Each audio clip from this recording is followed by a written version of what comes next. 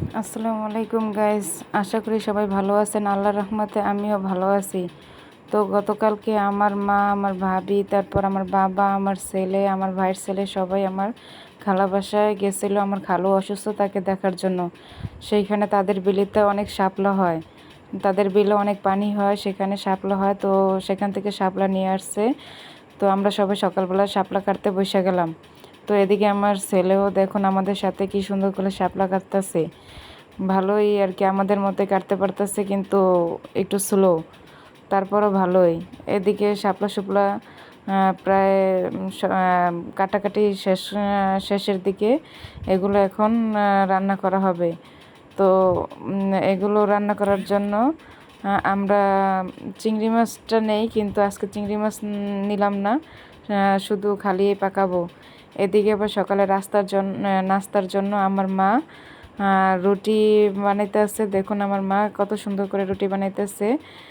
আমি এত সুন্দর করে রুটি বানাইতে পারি না, এরকম গোল হয় না। তো এদিকে আবার রুটির জন্য ভাজিও করা হয়েছে, ভাজি করাটা শেষ। তো আমি আবার ভাজিগুলো একটা বাটিতে বাইরে রাখতে আসছি কড়াই থেকে। তো রুটির সাথে সকালে ভাজি খাওয়া হবে, তারপর রান্নাবান্না আর কি চড়ানো হবে।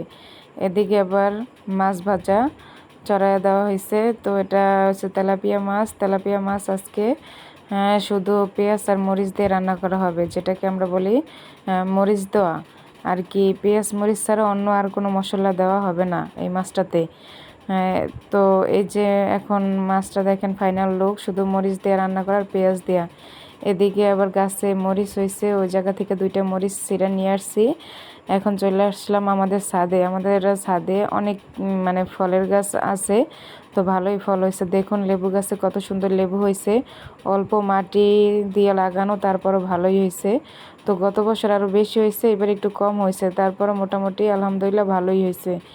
দেখুন কত সুন্দর লেবু ধরে আছে, লেবুগুলোর সাইজও কিন্তু বড় বড়ই আছে।